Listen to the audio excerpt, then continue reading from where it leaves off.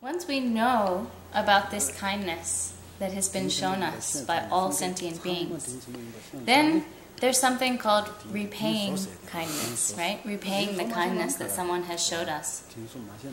Now, if you don't know how to repay that kindness, that's one thing.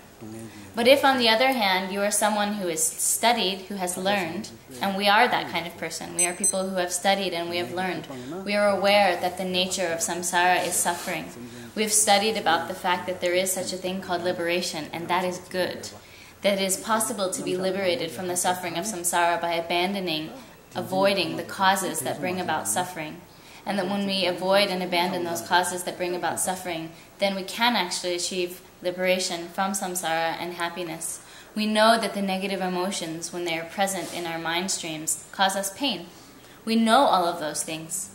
And if we know all of those things, we know that there is so much suffering here in samsara, we know that it's possible to get out of that. And we know that all sentient beings have been so kind to us in the past. If with all of that knowledge we still just sit around and think only of our own benefit, and don't think about the benefit of all of those other sentient beings who have been so kind to us, what does that say about us, actually?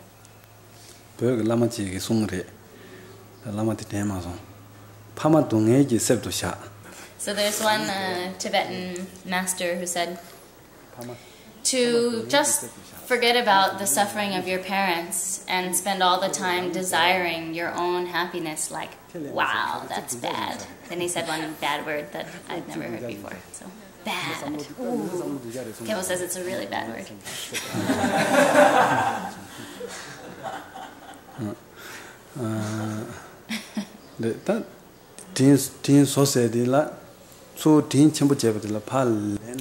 So, having, first of all, acknowledged that all sentient beings are our parents, and then having understood that they have been kind to us, we need to repay that kindness. Repaying the kindness means when someone has extended kindness to us, we have to extend kindness back to them. So we repay their kindness. And how do we do that?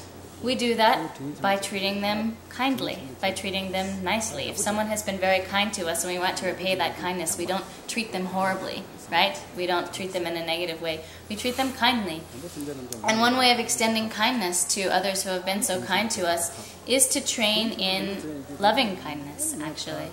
Loving kindness is the wish to endow all beings with happiness and the causes of happiness. So holding that wish, that desire of loving kindness with respect to all sentient beings, that is one way of working towards repaying their kindness, having loving kindness towards them and treating them actually in a kind way.